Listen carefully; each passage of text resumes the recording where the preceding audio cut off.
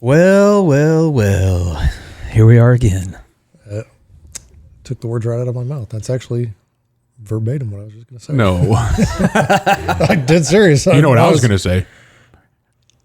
Kick it! Oh, He beat you to it. I was going to get loud because I haven't been loud That's in a few good. episodes. That's good. I'm happy about that. Welcome to Hardheaded, the only practical and realistic podcast out there. Maybe.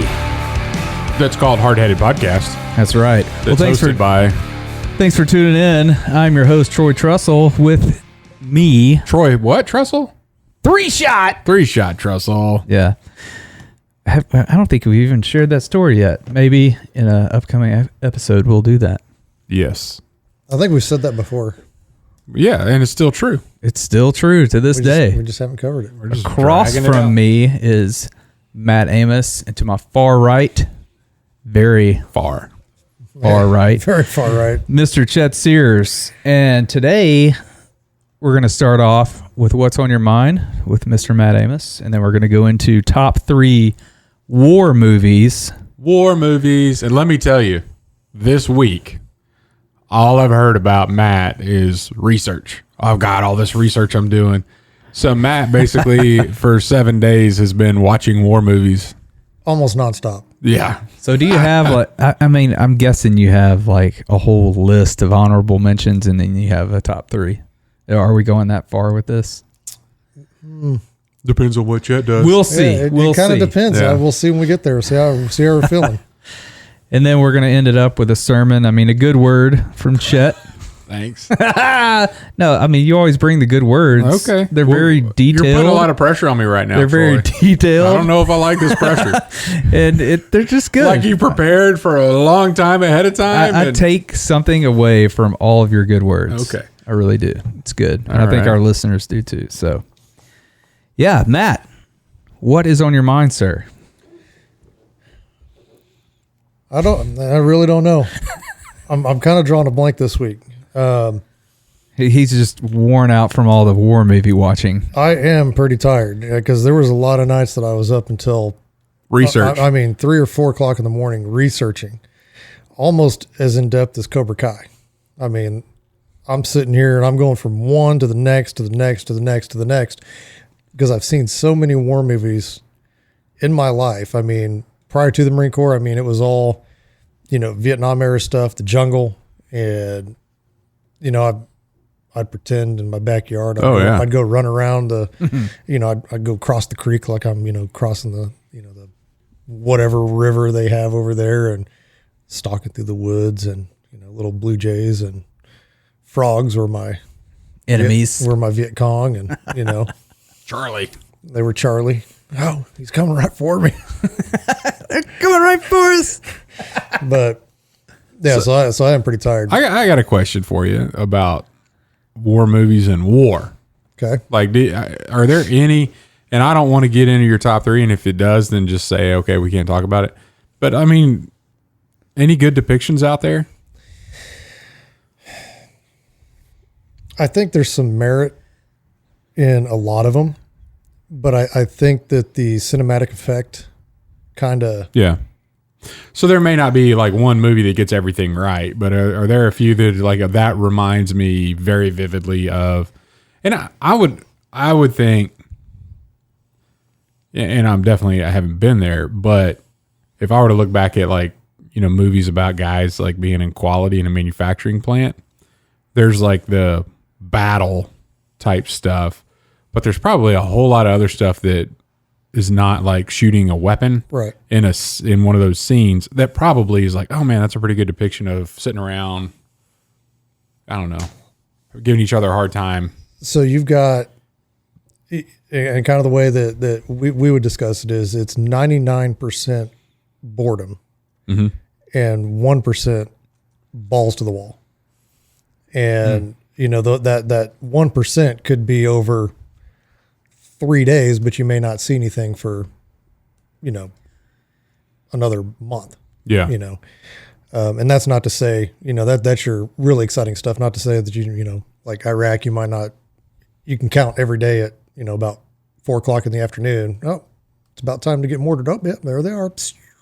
Yeah. You know, but I and it's so inappropriate that like I could not show anybody that's not a veteran or veteran. Thank you. Thank you. This, we'll call it a movie, but it's on Vet TV and it's called A Grunt's Life. And it is like, I showed some clips to some guys and that immediately told me right then, don't ever share this outside of the military ever again. Cause they don't get the sense of humor, the very dark sense of humor that this show has. But it's done by I mean, it's produced by veterans. It's a channel specifically for veterans. And that to me, if you tone that down about 50%, you get a pretty good look of what it's really like. And so to me, that's probably the most realistic depiction that I've seen, because it just gets the emotional side, it gets the dark humor, and it's extremely inappropriate. I mean, it's online. I would almost say it probably should be rated X. Yeah. But it's a realistic look at what it's like when you have nothing but time. The 99%. Yep.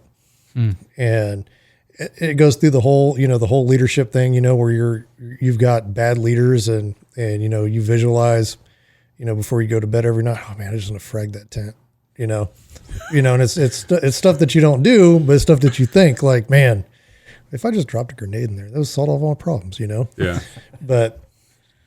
And so it's dark humor, stuff like that, but there are movies out there that get some of it right. It's not a very popular movie. I'm pretty sure nobody listening to this podcast has ever heard of it. If you have, let me know. But it's called Saving Private Ryan.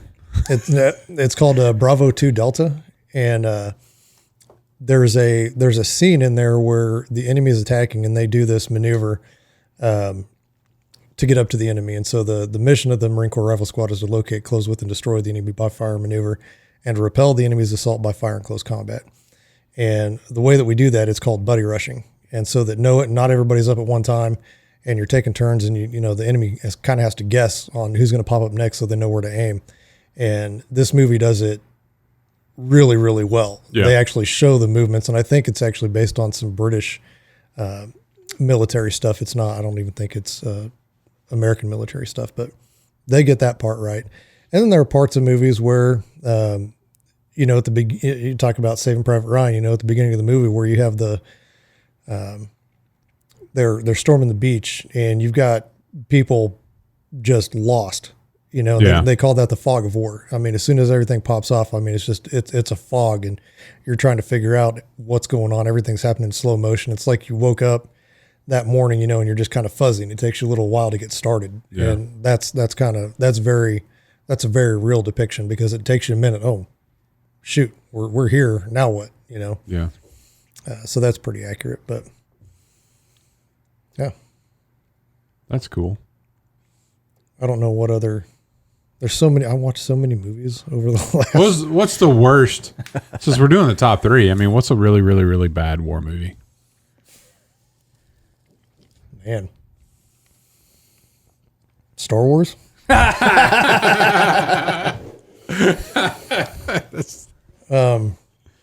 Terrible. Yeah. Terrible movie. I don't know. It's a futuristic Western. It's not really a war movie. Star Wars. It's definitely about wars. It's in the name. Oh, yeah. Yeah. And if it's in the name, I guess it's considered a war movie if it's Yeah. in the name, right? Yeah. and it's not futuristic, it was a long time ago. But it is a futuristic Western. From a galaxy. Far, far away. Wrap your head around that, huh? Genius. I don't know. I tend not to, if there's something that's bad, I cut it off, and I'm not one of those guys that sits back and's like, oh man, that guy just shot 40 rounds out of a 10 round magazine. I don't sit there and critique, because it's a movie. I'm there for the entertainment value. I don't know. Some of that stuff gets to me. Some of it does. Yeah. Like a wheel gun. Yeah, if they're shooting. If you shoot a revolver like 17 times, you lose me. Mm-hmm. And that's one thing about Tombstone that kind of burns me up. Is that shootout at the OK Corral. Rapid fire. Yeah, and then like Doc Holliday's like, oh, come on. Like, dude, you're out of ammo. Like, you just are. You've been out, man. Yeah. You've been out. Yeah, I can't think of right off the top of my head, like a bad one. Yeah. I know that there's tons out there because I just turn them off and I don't watch them. But a lot of the ones that are sensational or over the top, I don't do well with, And then there's obviously a lot of movies that are out now that are about, Iraq and Afghanistan and it's hard to watch, that they were good for the entertainment value up front, but when the people that were there, yeah, or were people that were there themselves and then know the stories behind some of those movies, it's like, yeah, well, yeah, I don't really feel like watching that one again. Yeah, because there's Hollywood does a lot of work. Oh yeah. Got to get that story out there just right so people will buy tickets and you'll make a whole bunch of money. That's what it's about, is making money, I guess. Yeah. And it stinks too, because the guys that are a lot of guys that are doing work don't ever get their stories told. Yeah. And then they kind of just fall off to the wayside. Nobody knows, where they've been. That's kind of how the people that are really doing that stuff, they're those kind of people though. Yeah. They don't want the spotlight. Yeah. Yeah. Well, and I'm hoping that we can solve that here in the future. I've got one of my buddies coming on that has done some pretty incredible things in his career, and he's agreed to come on the podcast, and so I'm pretty excited about that. And I won't. We just don't know what he wants to talk about. Yeah, I don't know what he wants to talk about, or how much he actually can talk about. But incredible individual that has done a lot, and he's extremely, extremely humble. And so I'm just hoping. That's what I told him, man. I was like, dude, you need to. I'd really like you to come on this podcast because guys like you never get their stories told. So I'd like you to come on and just tell as much or as little about your stories you want to let out. Yeah. But I've had the pleasure of hunting with him and hanging out with a lot of these guys who've been to these places and done the things that you see in the movies, and being able to talk to them about it and hearing, the behind the scenes stuff or what was really happening on the ground. And it's pretty awesome to be able to know those guys. And so I'm hoping to be able to share that with you guys and our listeners when he comes on. I've got a couple more individuals kind of in the pipeline who are in that same boat. Yeah. But yeah, that's cool. How many do you have any war movies you're just like, oh, this is horrible? Terrible? No. I mean, I remember watching some that were kind of boring, but I don't know. I don't even remember the names of them. Yeah. I have some that on my list that kind of really stuck out to me that as being good, and then I have a list of some that that have come out in probably the past 10 years that I haven't even gotten around to watching, just because I don't watch movies that much. Don't have time, but yeah. So don't watch movies much anymore. You used to watch movies. Oh, I used to watch movies all the time. Yeah. Now I just don't have time to do it. And if I do, it's like the new Disney Plus movie with all the kids, so it's not the war movies. Speaking of the new Disney Plus movie, newer, with Raya,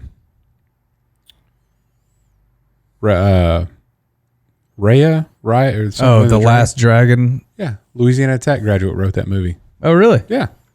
Oh, very cool. Yeah, it was pretty good. I haven't seen it yet. Yeah, we watched it opening night.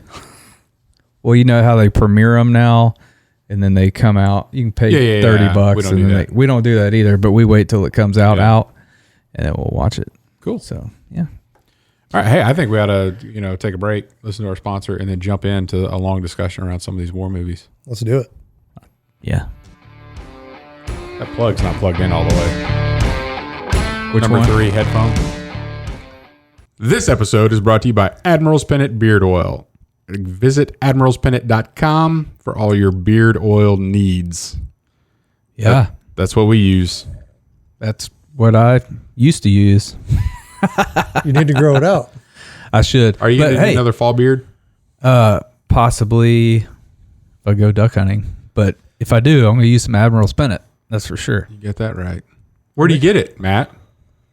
I think you just told him. admiralspennant.com. That's right. www.admiralspennant.com.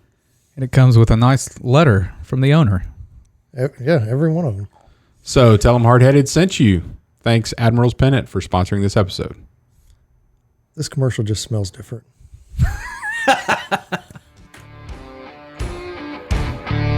Welcome back. I was just waiting on you to say that. All right, top 3 war movies. Chet, why don't you lead us off there? Man, this is tough. I didn't do as much research as Matt. I had to go on my memory bank. I wasn't just going to go rewatch everything that was out there. So, naturally, you guys already know one of these. And it would be, if there's a movie list. Oh, yeah. Red Dawn. The second one. Actually, that's not in my top 3, but I wanted somebody to say it without me having to say it. Oh, got suckered Like into how I that did one. that? Like how I did that? Yeah, So, Actually, honorable mention. He did ask if I've ever seen one that was just terrible. Red Dawn. Number Red two. Red Dawn. That would that's Number the 2. one. No, the first one. Whatever. Terrible. Yeah, I can't even stay awake. It You has have no the clue. best/worst crying scene Avenge Me? of 2 young men I've ever seen. Oh, that was so real, man. Oh my gosh, That was real. it's horrible. Did you know that Avenge me. that town that they shot that in, all is in New Mexico, Las Vegas, New Mexico. Oh yeah. Yeah, it's like 6 hours from here. We got to go. Been through there. Yeah, I have to. I didn't know that it was Calumet in the movie until after I went through there. I'd gone through there. So, are we doing honorable mentions or not? We just did. It didn't make my list. I didn't. All right. So, I don't know. I just don't know. 13 Hours in Benghazi. I'll just say that. Number 3. I love it. It's a great movie, I think. I thought it was really well done. Character building was done well. Had guys that were there, part of that on the movie making crew, which I appreciate, to make sure the stories got done well. Just great acting, pretty neat cinematography. First movie to use a drone camera in place of like a ground rail shot that they normally do, like ground rail shots through. Yeah. Which was pretty interesting. I found that out in the making of. Very I cool. thought that was pretty cool. So yeah, I'll say that. That was September 11th, 2012 when that happened. Yeah, I believe so. Yeah. Yeah. Yeah. Islamic militants attacked the Yeah, U.S. that's one of consulate yours? in That's one of Benghazi. yours? Yeah. Well, hey, I'll tell you what. I'll take that off my list then. Okay, we'll just Oh, here we pull that one go. off. Here we go. We'll pull that one off. And But before you move on, the when they're that scene where they've got the helicopters ready to go and then they get told to stand down. Mm-hmm.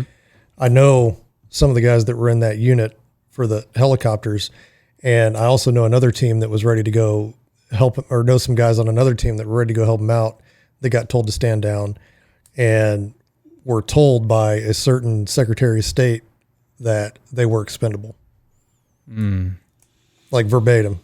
Wow. dude, which that's what I mean. Even if they didn't say it, that's what they were doing when they were telling everybody to stand down. Yep. That's crazy. So that's not on mine. I'm pulling that one off. Dirty Dozen. The Dirty Dozen. The Dirty Dozen. And It's been a long time since I've seen that one. I Yeah, just me remember too. watching that one as a kid and thinking this was the coolest thing ever. Kind of a neat story of redemption because they're bringing some guys in there that, were horrible people that have done some bad things, but they put them together on a team, and they ended up showing a lot of virtue and integrity towards each other to accomplish the mission, which was pretty neat. And a good old-fashioned World War II shoot-'em-up movie from back in the day. So number 2, I'm going to go with Last of the Mohicans. That is, and I try to step outside of just, more recent conflicts. But that's one of my favorite all-time movies, and it's a great, just a great war movie too. Interesting things going on with Indian spies and scouts and forts being under siege and all that kind of stuff. So through the French and Indian War, I think, pretty sure.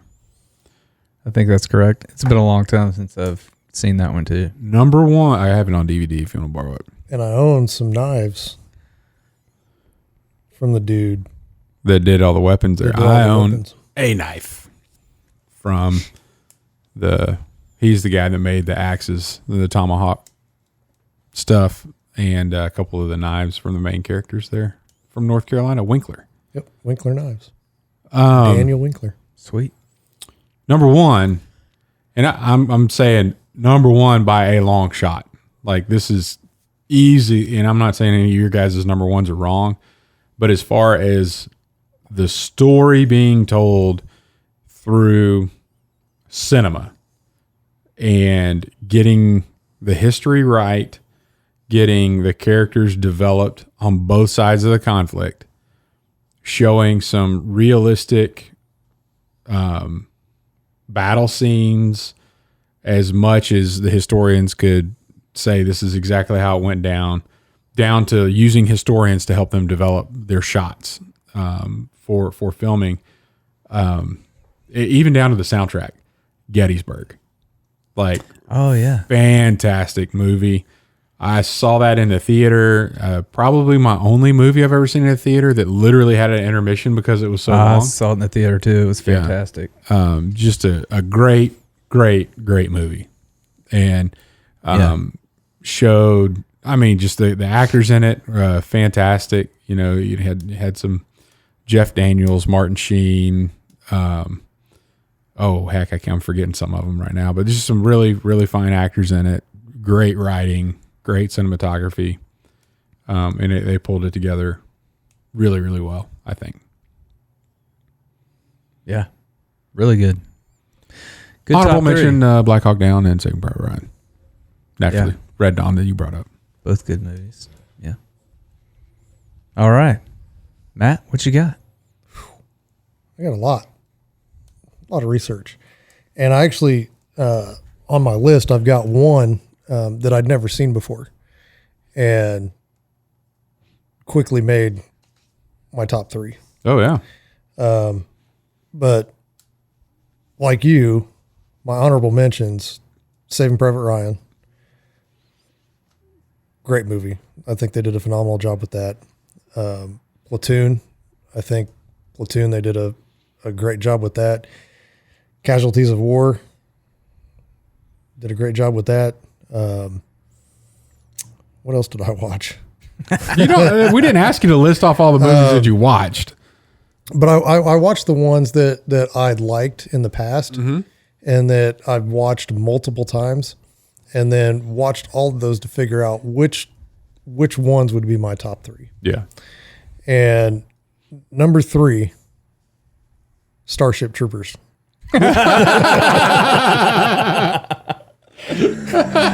Yes. And what they say? All that. What was their? They used to yell. Would you like to something. know more? Or no? They all would yell something. I can't remember. It's been so long. Yeah, I don't think so.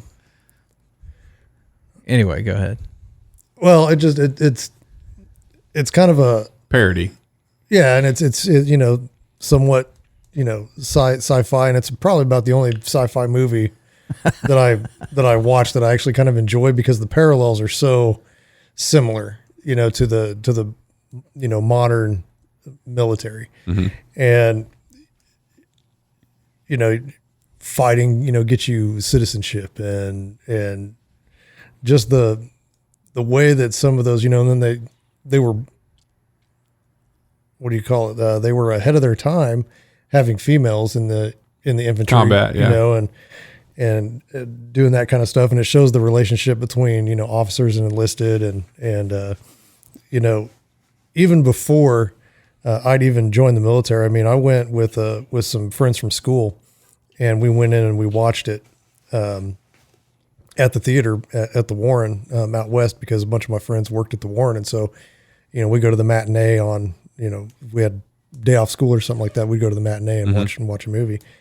And this one was playing, and one of the best lines in the movie is when they're going through their kind of the processing, and they're going up, and oh yeah, I'm whatever going to pilot school, and I'm going for the whatever, the dude from Neil Patrick Harris, he's going through whatever smart program that they've got for him, because he's kind of a, supposedly psychic or something like that, and then the guy comes through and goes, I'm going to infantry.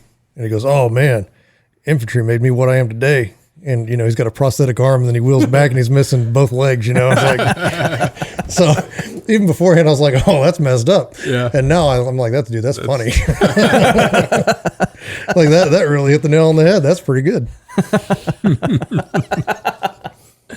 Oh, that's good.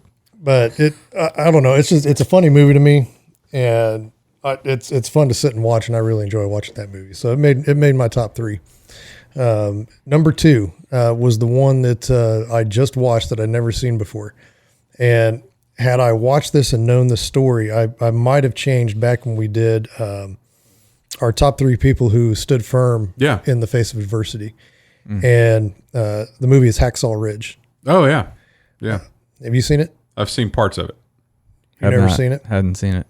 So it's a true story of Desmond Doss, who was they called him a conscientious objector. Yeah. I can't remember what he classified himself as a conscientious. He didn't want to not. He wanted to serve. He wanted to serve, but he wasn't going to carry a weapon. Yeah, because he's a Seventh-day Adventist, and he was not going to kill. He wasn't going to pick up a weapon and kill anybody. And but he still felt the desire to serve, and so it goes through him being in boot camp, and kind of going through that whole phase, and then when it comes to picking up the rifle, he's like, "No, it's in my file." That I. But we're going to war. Yeah, and so they really come down on him hard on that, and I can just picture, being, modern day, if you got a guy in your platoon doesn't want to pick up a rifle, just how much, how bad that dude would get it, and, they really did mess with him. And there is a documentary out where he's actually talking about his experience. And if you want the real story, the movie is so close, but there are a few details that they've changed in for cinematic purposes. One being that he was denied his weekend liberty or whatever to go get married. He was already married when he joined, just little things like that.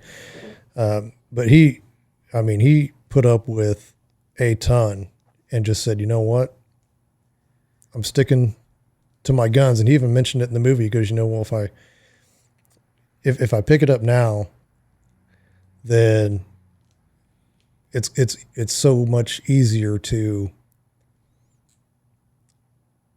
go against your values again, and so kind of that slippery slope. And so, there was even a couple of examples where he's up on this hilltop where, it's a sheer cliff that they had to climb up, and they were using cargo nets to climb up, and he's up here and he's credited with rescuing 75 guys up there. Just under extreme fire and wow. Crazy. And he's not picking up a weapon, but he's going and saving as many people as he can, and he he's an extremely humble guy when you watch him in the interviews. And there are a couple of interviews after the movie's over where just little snippets of him speaking. But being up there and bringing those guys down and then lowering them down and then going back, and he goes, he just kept, every time he'd stop, he'd pray, be like, Lord, let me get one more. Let me get one more. And I mean, he's lowering Japanese guys down. He's lowering our guys down. It's just, it didn't matter who it was. If they were injured, he was pulling them out and helping them out. And he himself, he goes, I probably saved 50. And then, one of the, I can't remember, I think it was his captain, who gave him such a hard time. I mean, they tried to court-martial him basically over the deal and kick him out of the army. And he ended up saving that guy's life. Yeah. And in the interview, they actually interviewed that guy, the captain, and he's like, I gave him such a hard time, before, and he ended up saving my life. It's just kind of ironic, and then they're asking him, he goes, oh, he saved at least 100 men, Wow. so they narrowed it and they said, okay, 75. So he's credited with 75 and ended up earning the Medal of Honor out of the deal as well. Earning. I thought you said burning. Earning. Okay. Well, Earning. like, wow. But So I'll take that, guys. yeah, and he, it's an incredible story about standing up for what you believe in, standing up for your faith. And he inspired his guys so much by his faith that they were doing this. They had to go back up and finish this assault on this ridge. And it was a Saturday, and Seventh-day Adventist, Saturday is their Sabbath. And so that was one of his requests was, I don't do anything on Saturday. And so he agreed to go, but he goes, I want to get my morning devotional and prayer before we go. And so the entire element waited until he was done with his morning devotion and morning prayer. And then they went and assaulted. And I mean, they took it over just shortly after that and owned that ridge top. Yeah. Cool, man. I'm going to check that one out. It's so cool. And he lost his Bible up there as well. He was injured himself and lost his Bible, but the guys that were there with him knew how much that meant to him, that they actually found it and gave it back to him. So, wow. Incredible movie. I mean, I was really blown away. It was pushing that number one slot very closely. My number one slot goes back to a movie that I've watched countless times. And I'm going to back up. Another honorable mention, Full Metal Jacket. But I just didn't think that it really encompassed all of it, because everybody watches really the kind of the first part of the movie. But because I really on my list, I was really struggling. I was like, man, I want to find like the best movie for the Marine Corps, and we need to make it because it just hasn't been made yet. Yeah. But my number one is The Patriot. Yeah. That's a great movie. I don't know how many times I've seen that movie over and Aim over small, miss and small. over. Oh yeah. Yeah. And seeing what those guys had to go through in the, like Mel Gibson's character, and I forget his name, but he's kind of one of the leaders, in the community. He's I don't want to go to war, and He knows what it is. yeah, because he's been, and here you got all these people clamoring for it, and he's like, it's, this isn't going to be in some far off land, because this is going to be in our front yards, and our kids are going to see this with their own eyes, and so he was all about anything that could be done to avoid it. Yeah. But then when it came to his front door, he became a man of action real quick. Yeah. And you get to see, and I think it really relates to, kind of that actual combat, those emotions that go through that. And so it really did that well. Plus the dude's carrying a hatchet. Yeah. pretty good scenes And with then, that hatchet. and then he gets, I'm the, he becomes a ghost, Yeah. and people just like, it's a ghost, Yeah. but it's one man. Right. That's a good show. It is. So that's my number one. I thought it was going to be like the Postman with Kevin Costner. Remember that one? Yeah. Very few people do. Yeah. Because it tanked. Yeah. That was kind of a post-apocalyptic. Mm-hmm. Yeah. Yeah, he did that, and he did Waterworld. Mm-hmm. Mm-hmm. He did a few post-apocalyptic tanks. Water tanks. All right, number 3, I had 13 Hours. Luckily, I didn't pick that. Luckily, you didn't, but yeah, just fantastic movie. Good portrayal of what happened. And hearing that from you just kind of reconfirms what I thought about it. And I've met a couple of those guys that were there as well, actually in the compound. Yeah. Number 2 on my list would be 300. Ah. Now that, I'll be honest with you, that was almost number 1 because I've probably seen that one more times than I've seen The Patriot. Yeah. Just such a good cinematic movie. Violent, fighting, war, just good. And that era, that time period, I like it. Just swords and spears and very good. Mm-hmm. Yeah. When that dude gets kicked down the well, Yeah. it just starts it all. This is I've seen a Sparta. clip. I've seen a clip where they're talking about that was not the direction that he was given. Yeah. And they were doing everything else, and it just wasn't working. And he's like, "Wow, let's give this a go." And nobody knew what he was gonna do, and that's how he did it. And they're like, "Yeah, we're keeping that." Oh, like the actors, they didn't know that that's what he was going to do. They just kept, it was like, "Oh, that wasn't it. Let's try this. Oh, that didn't work. Let's try this." And he's like, "I got this one." And like, Yeah. did it all over dramatic like that. And they were like, "Oh, that's it." Yeah, it's awesome. Great movie to watch. Well, and even in the Marine Corps, there's that kind of that almost that Spartan heritage. It's small units. You're fighting for each other, and we even had specific. If we were to get, in a firefight and some of the formations that we would take, we had the phalanx was one of our formations, and the Gates of Fire is actually the book that the movie is made off of. And Gates of Fire was on the commandant's reading list. And so we all had to actually read that book. And then when the movie came out, it became so much easier. Yeah, But I know what happened now. yeah, but yes, superb movie. Love that movie. Yeah, it's good. And then my number 1 is Saving Private Ryan. I think I went and saw it in the theater 3 or 4 times when it came out. It just had a powerful impact on me because I feel like that was the first war movie I'd ever saw that I thought, man, this must be really what it's like. Just the way they shot it and just everything those guys went through to find that dude. Every little aspect of war just seemed real to me. Yeah. And of course, I've never been in any kind of military or even around it much, but seeing that kind of. Yeah. I think they did a great job with the character development. Yeah. Like you got to know everybody in the unit. Yeah. And I don't know, seeing some of them die. And I think that was another thing. If you look at some of these movies that we're fans of,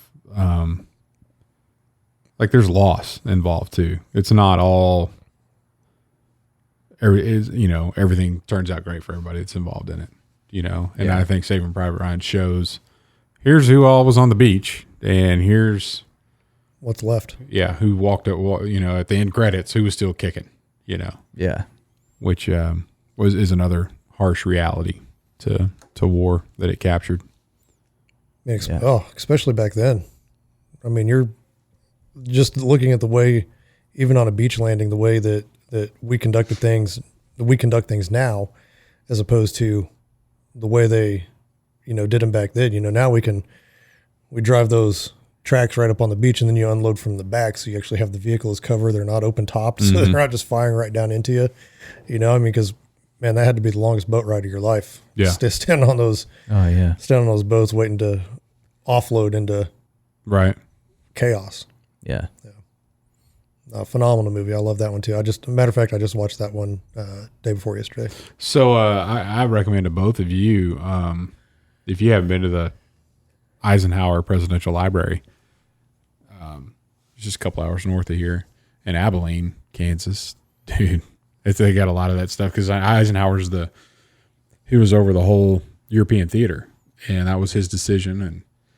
And he didn't know if they were going to. He had 2 letters, you know, and one of them was, if it failed, you know, I apologize for this. Here's my resignation. I mean, the whole thing, like he didn't know it was going to work. But so the gravity of the whole situation is kind of really, if you just look at the leadership and making the decisions and the planning work and a lot of detail in having to set up the temporary pier. Like they didn't have, and one of the reasons that the Germans didn't think there was going to be a full on assault there was there's no way to get the big ships in with the heavy equipment. Like if you take the beach, it's just a beach and it's too shallow to do. So like the planning on how we're going to build these floating piers to be able to get the big ships up there and unload tanks and all the supplies. And we've got to set up something because they were expecting a port to be trying to be overcome. So it gets in a lot of the detail that goes into all that World War II stuff. A lot around D-Day and being successful there. It's pretty cool. Very cool. Yeah, and there was a lot of movies, war movies, kind of on my list that I haven't even seen. That, like American Sniper. Yeah. Fury. I heard that one was a really good one. Fury's pretty cool. Yeah. Yeah. American Snipers, I don't know.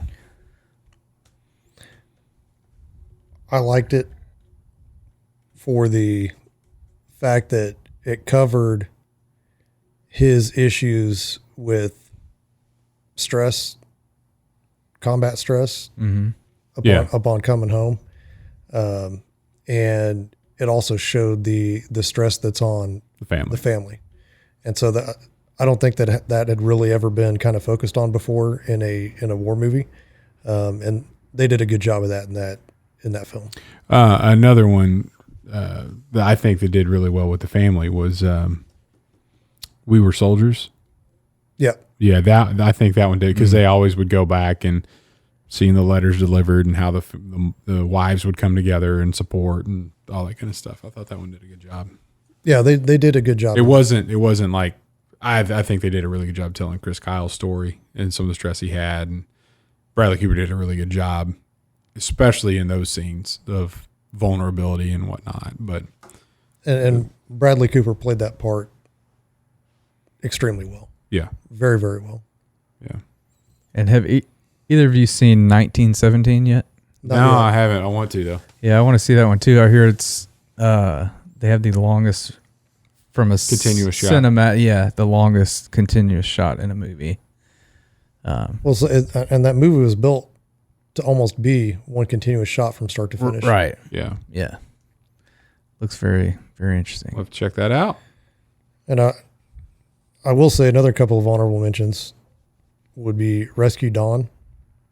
That's on like Netflix right now, isn't it? I don't know. Amazon Prime. But that's with Christian Bale. It is. It's out there right now on one of the Prime or. Is it? Yeah. Gets taken POW and. Oh, I've seen that. Yeah. And it's a comedian guy. I haven't seen it. I just know it's out there. He's in Timothy Zahn. Is that his name? Zane? Yeah. Yeah. Is that his name? Yeah, I think so. I know Maybe you're it's talking not. about. Not Timothy. Not Timothy. That's the. It's not Billy, but it. that's. We need some fact checkers. Steve Zahn. Steve Zahn. Yeah. That's it. Yeah, he's in that. Yeah. Yeah. I can't believe nobody brought up like I won't spoil what happens to him. Missing in Action. You know, some Chuck Norris stuff here. Chuck Norris. Delta Force 2. Yeah. Delta Force 3. Predator. I mean, there were some movies left out here, guys. There was a lot. Rambo. First Blood. Good. Not a big Second fan of Blood, not real good. Not a big fan of the rest of them. Rainbow 8, didn't that just come out? I don't either. Yeah. All right, let's Good move deal. on. Well, Chet, I think you got a good word. I've got a good for word, us. and it's kind of not a good word. It's a bad word. There's something we should avoid. I was recently teaching a Bible study on the book of Jonah. So you guys are going to do a little vacation Bible school here. Who was Jonah? He got swallowed up by a whale. Why did he get swallowed Or up by a big fish? A big fish. Because he was running away from what God was telling him to do. Yes. Why was he running away from what God was telling him he wanted to do? Because he was scared of the consequences of what would happen to him if he did what God told him to do. I'm going to give a little bit of a different angle on that. Okay. So they threw him over the boat because the boat was about to go under.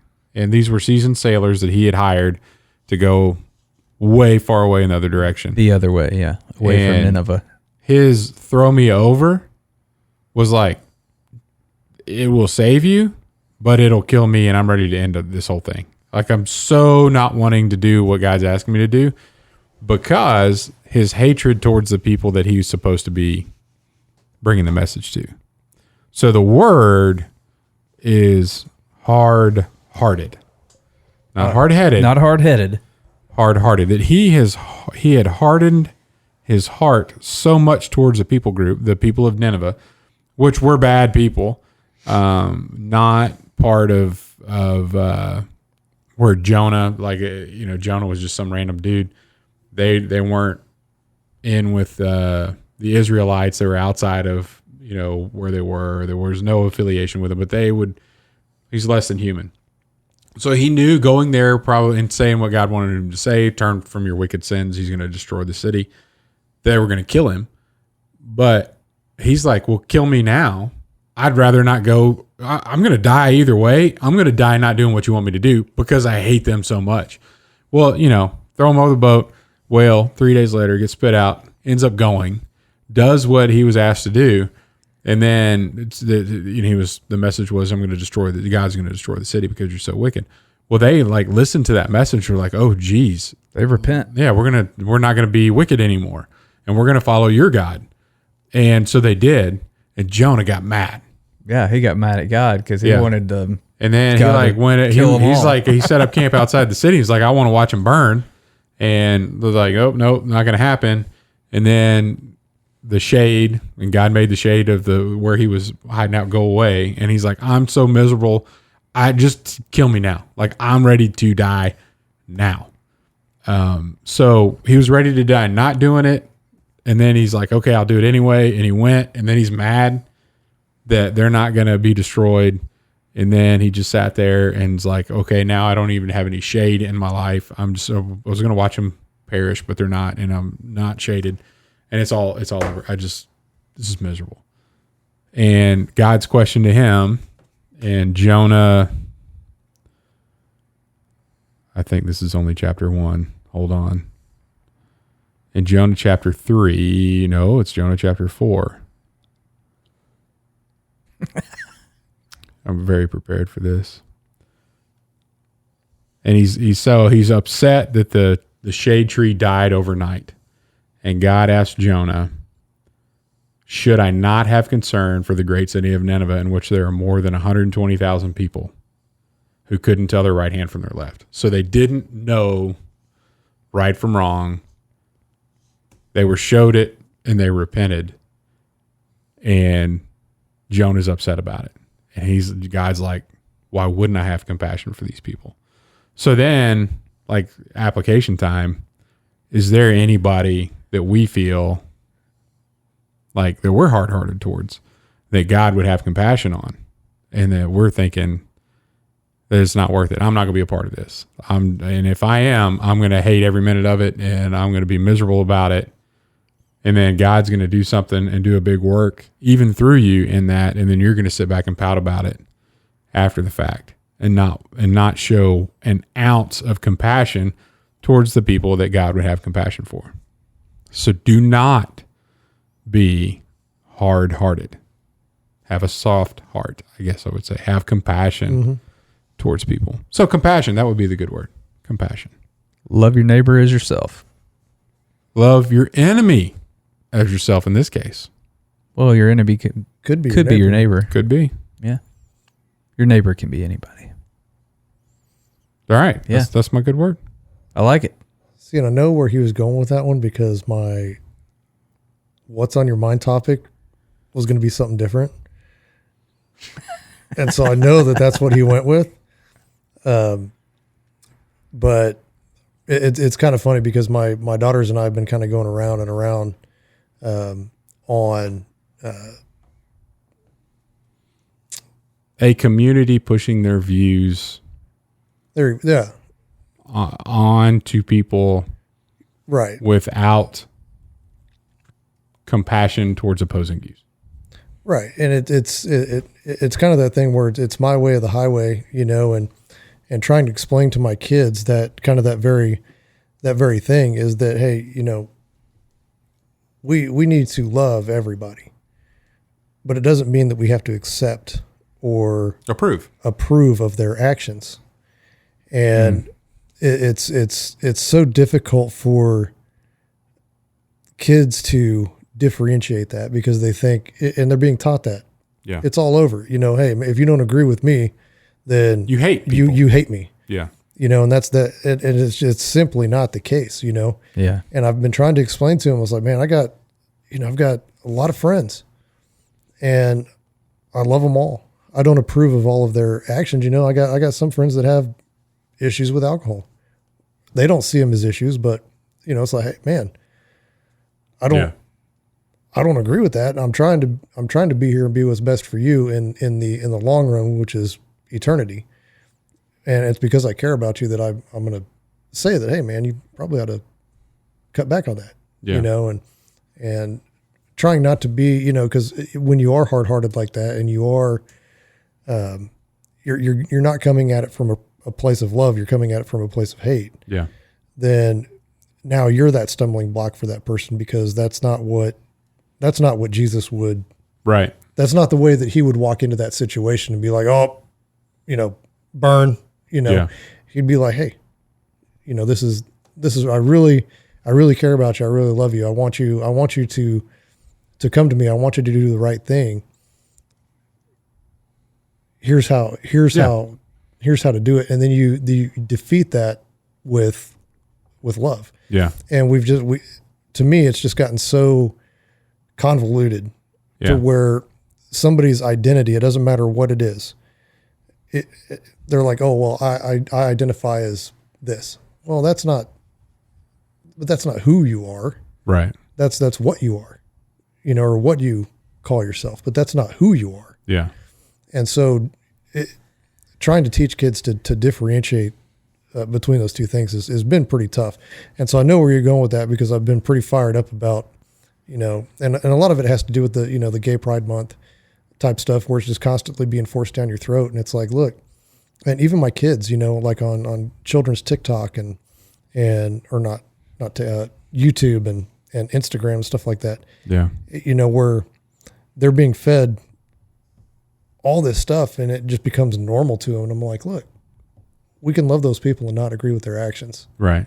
And just trying to differentiate between those two. The way that you do that, like the act of showing love through disagreement is not common on any side of this thing. No. So it would be very easy to distinguish something's different about that person because they're not jumping on the bandwagon. They're not, you know, all waving flags around, but they also don't hate my guts.